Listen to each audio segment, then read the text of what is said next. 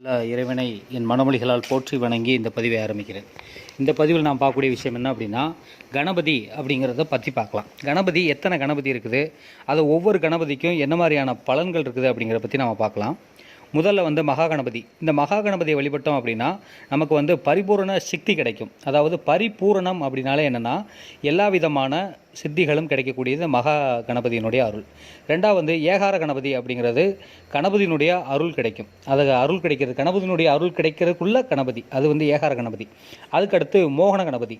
இந்த மோகன கணபதிங்கிறது வசியத்துக்கு ரொம்ப முக்கியமான கணபதி, வசிய சக்தி கிடைக்கக்கூடியது.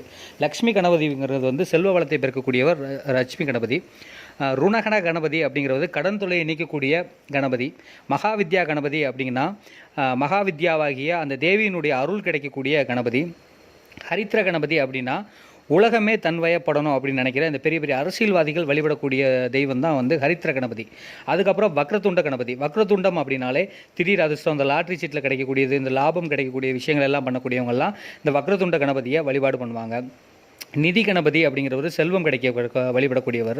புஷ்டி கணபதி அப்படிங்கிறது தானிய விருத்தி ஆகக்கூடிய, தானிய விருத்தி வரக்கூடியவங்க வழிபடக்கூடியது. பால கணபதி அப்படிங்கிறவர் மகிழ்ச்சி தரக்கூடிய கணபதியாக நமக்கு அருளை புரிகிறார். சக்தி கணபதி அப்படிங்கிறவர் எல்லா காரியமும் வெற்றி பெறக்கூடிய விநாயகர் சக்தி விநாயகர். சர்வசக்தி கணபதி அப்படிங்கிறவர் பாதுகாப்பு காரியங்களில் இருக்கக்கூடிய விஷயங்கள் எல்லாமே இந்த சக்தி கணபதியினுடைய வழிபாடில் கிடைக்கும். அதுக்கப்புறம் சிப்ரப்பிரகாத கணபதி அப்படின்னா உடனடியாக ஒரு காரியம் பலன் தரணும் அப்படின்னா இந்த கணபதியை வழிபாடு செய்கிறது ரொம்ப சிறப்பு. அதுக்கப்புறம் குக கணபதி அப்படிங்கிறது நோய்களை தீர்க்கக்கூடிய கணபதி.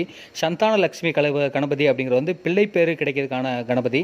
கவர்நக கணபதி அப்படின்னா தங்கை நகைகள் சேரக்கூடிய விஷயங்கள் பண்ணணும் அப்படின்னா கவர்நக கணபதி. ஹேரம்ப கணபதி அப்படிங்கிறது மனசாந்தி நிறைந்த மனசாந்தி கிடைக்கணும் அப்படின்னா இந்த ஹேரம்ப கணபதியை வழிபடுவது சிறப்பு. அதுக்கப்புறம் விஜய கணபதி, அதாவது மனதில் இருக்கக்கூடிய குழப்பங்கள் ஏற்படும் ஒரு விஷயத்தை நம்ம ஜெயிக்கணும் அப்படின்னா இந்த கணபதியை வழிபடுவது சிறப்பு. அர்க்க கணபதி அப்படின்னா நவகிரகத்தினுடன் இருக்கக்கூடிய சாந்தி கிடைக்கக்கூடிய, நவகிரக பூஜையினுடைய பலன் கிடைக்க இந்த கணபதியை வழிபடணும். உச்சிஷ்ட கணபதி அப்படின்னாலே முக்காலத்தை உணரக்கூடிய சக்தி, நமக்கு இல்யூஷன் பவர்ஸ் அதிகமாகணும் அப்படின்னா இந்த கணபதியை வழிபாடுவது சிறப்பு. மாந்திரிகர்கள் அதிகமாக வழிபடக்கூடிய தெய்வம் இந்த உச்சிஷ்ட கணபதி. அதுக்கப்புறம் விரிவிரி கணபதி அப்படிங்கிறவர் விசாலமான புத்தியை கொடுக்கக்கூடியவர். படிக்கிற பிள்ளைங்க எல்லாரும் வழிபடக்கூடியது இந்த கணபதி. வீர கணபதி அப்படிங்கிறவர் தைரியம் வரக்கூடிய விஷயங்களில் பழிவிடக்கூடியது வீர கணபதி. சங்கரகட கணபதிங்கிறது தொல்லைகள் நீங்கக்கூடிய, ஒரு இடத்துல தொல்லை இருக்குது அவங்கள்ட்ட நம்ம இது பண்ணோம் அப்படின்னா இந்த கணபதியினுடைய வழிபாடுகளை நாம் பண்ணுறது ரொம்ப விசேஷம். அதுக்கடுத்து விக்னராஜ கணபதி அப்படின்னா ராஜயோகம் கிடைக்கிறதுக்கான வழிபடக்கூடிய கணபதி இந்த விக்னராஜ கணபதி. ராஜ கணபதி அப்படிங்கிறது குபேர யோகம், குபேரனுடைய சம்பத்துகள் கிடைக்க வழிபடக்கூடியது. துர்கா கணபதிங்கிறது ஒரு துக்கம் இருக்குது, அதுக்கான நிவர்த்தி வேணும் அப்படின்னா அது துர்கா கணபதியை வழிபடக்கூடியது. யோக கணபதிங்கிற எல்லா விதமான யோகங்களை உண்டாக்கக்கூடிய கணபதி. நிறுத்த கணபதி அப்படின்னா ஒரு கலைகள் வளரணும் அப்படின்னா, ஒரு இடத்துல இப்போ ஒரு வியாபார ஸ்தலம் வளரணும் அப்படின்னா அவங்க நிறுத்த கணபதியை வழிபடுறது ரொம்ப சிறப்பானது. சித்தி கணபதி அப்படிங்கிறது சித்தி எடுக்கக்கூடிய விஷயங்கள் எல்லாம் பண்ணக்கூடிய கணபதி. புத்தி கணபதி அப்படிங்கிறது கல்விப்பேரை முழுமையாக கொடுக்கக்கூடிய கணபதி. மோதக கணபதி அப்படின்னாலே முழு பலனும் கிடைக்கக்கூடிய கணபதி. இது ஆல்ரெடி நம்ம ஏற்கனவே நான் சொன்னேன்னு நினைக்கிறேன். மோசக கணபதி அப்படிங்கிறது உங்களுடைய உடல் உறுப்பு பாதுகாப்பு கணபதி. குரு கணபதி அப்படிங்கிறது குருவினுடைய அனுகிரகம் கிடைக்க உண்டான கணபதி. இந்த குரு கணபதி பார்த்தீங்க அப்படின்னா நிறைய சித்தி எடுத்தவங்க, சரியான வழியில் குரு கிடைக்காதவங்களாம் அந்த குருவினுடைய அருள் உண்டாகணும் அப்படின்னா, குரு தோஷம் இருக்கிறவங்க, இந்த சந்திரன் புதன் இணைவு இருக்கவங்க எல்லாருமே பார்த்தீங்கன்னா இந்த குரு கணபதியை வழிபடுவது ரொம்ப சிறப்பு. தூர்வா கணபதி குருவினுடைய அருள் கிடைக்கிறதுக்கு. அபிஷ்டவரத கணபதி நினைத்ததை அடைகிறதுக்கு. பக்த கணபதி அப்படிங்கிறது பக்தி உண்டாகிறதுக்கு.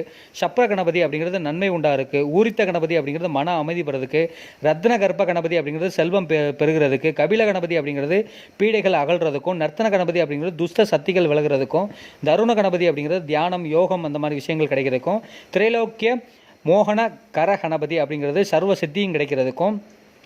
தார்க்க கணபதி அப்படிங்கிறது மாலா மந்திரத்தினுடைய பிரயோகம் நமக்கு கிடைக்கிறதுக்காண்டி வழியக்கூடியது. போக கணபதிங்கிறது சகலலோக வசியத்துக்கான கிடைக்கக்கூடிய கணபதி. கணேசாங்க கணபதி அப்படிங்கிறது லட்சுமியினுடைய மந்திரம் சித்தியாக இருக்காண்டியே இந்த வழிபாடுகள் நம்ம செய்யலாம். குமார கணபதி அப்படிங்கிறது மாலா மந்திரத்தினுடைய சித்தி கிடைக்கிறதுக்கான வழிபடக்கூடிய கணபதி. பிரயோக கணபதி அப்படிங்கிறதும் மாலா மந்திரத்தினுடைய பிரயோகம் கிடைக்கிறதுக்காண்டி வழிபடக்கூடியது. ஆபத் கஷாய கணபதி அப்படிங்கிறது ஆபத்திலிருந்து நம்மளை காப்பதற்கான வழிபடக்கூடிய கணபதி. நவநீத கணபதி அப்படிங்கிறது மனோவசியம், இந்த மனோதத்துவ நிபுணர்கள் இவங்க எல்லாருமே வழிபட கூடிய கணபதி இந்த மனோவிஷய கணபதி. சந்திரன் புதன் சேர்க்க இருக்கவங்க அல்லது சந்திரன் கேது இணைவு இருக்கிறவங்க இந்த விஷயத்தை வழிபாடு பண்ணலாம். அல்லது அவங்களுடைய ஜனனகால ஜாதகத்தில் கேது மேலே சந்திரன் நின்னாலோ சந்திரன் மேலே கேதுனாலோ இந்த மாதிரியான கணபதியை வழிபாடு பண்ணுறது மிக சிறப்பான ஒரு பலனை கொடுக்கும். மோதக கணபதி அப்படிங்கிறது வந்து நம்மளுடைய மேதாவித்தனம், அதாவது ஒருத்தர் வந்து மிகப்பெரிய ஒரு மேதாவி ஆகணும் அப்படின்னா அந்த மேதா கணபதியை வழிபடுவது சிறப்பு. வாமன கணபதி திருமாலினுடைய அருளை கிடைக்கக்கூடியது. இந்த வாமன கணபதியை வந்து கேட்டை நட்சத்திரக்காரங்க வழிபாடு பண்ணுவது மிக சிறப்பான ஒரு பலனை கொடுக்கும்.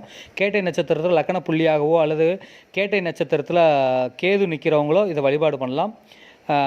சிவவராத கணபதி அப்படின்னா சிவனுடைய அருள் கிடைக்க உண்டான கணபதி.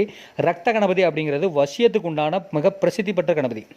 எனக்கு தெரிஞ்ச ஒரு நண்பர் கூட ரத்த கணபதி அப்படிங்கிற இதில் மாந்திரிக நிலையம் வச்சுருக்காரு. அந்த கணபதியானா அவங்க முழுக்க முழுக்க வசியத்தை மட்டுமே ரொம்ப ஃபேமஸாக பண்ணிகிட்டு இருக்காங்க. அதுக்கடுத்து பிரம்ம கணபதி அப்படிங்கிறது பிரம்ம ஞானம் பெறக்கூடிய கணபதி. போக கணபதிங்கிற சகல சௌபாக்கியம் கிடைக்கக்கூடிய கணபதி. பிரம்மணஸ்ரீ கணபதி அப்படிங்கிறது சர்வ சித்தியும் கிடைக்கக்கூடிய கணபதி.